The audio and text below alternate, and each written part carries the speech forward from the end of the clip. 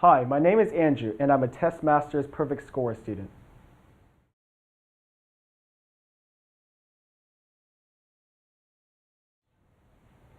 So the day before the test, I actually fell sick. I got a common cold, or at least I displayed the symptoms of it. I actually got fever, sore throat, runny nose, things like that. I had to get out of school early. So I kind of became worried because the next day was the SAT, and the cold would probably affect my performance.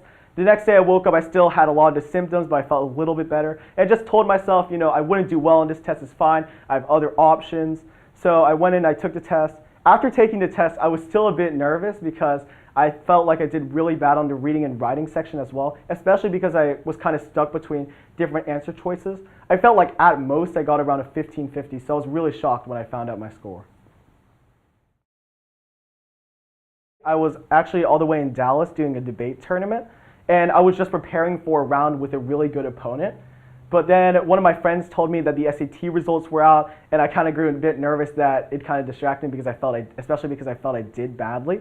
So I pulled up the results, and when I first saw the portal, I actually thought that 1600 represent the total possible score, and then finally I realized that that was my real score, and it just blew my mind.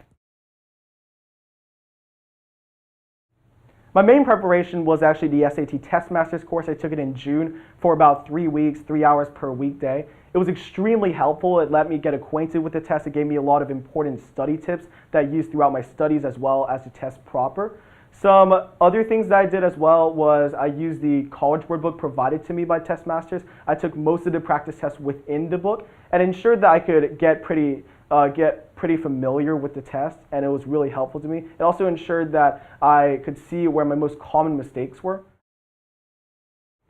So my favorite part of Testmasters was the reading and writing course that I took, because the reading and writing lessons really broke down both of the sections extremely well. For example, in the writing section, they managed to isolate each of the grammatical errors that were most common on the SAT. Another thing that I really liked about Testmasters were the teachers, because a lot of the teachers were really funny and they knew what they were talking about. I also liked how they sometimes did competitions as well, because I'm a really competitive person myself, and ensured that I could learn some things while having fun.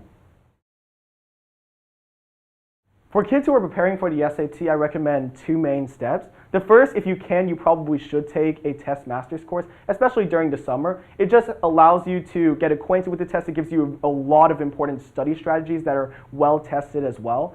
Another thing that I'd recommend doing is doing a lot of practice tests. Only via practice tests can you really isolate your weaknesses and figure out how to tackle those weaknesses. For me personally, practice tests ensured that I could see what problems I had in reading and writing and those types of sections.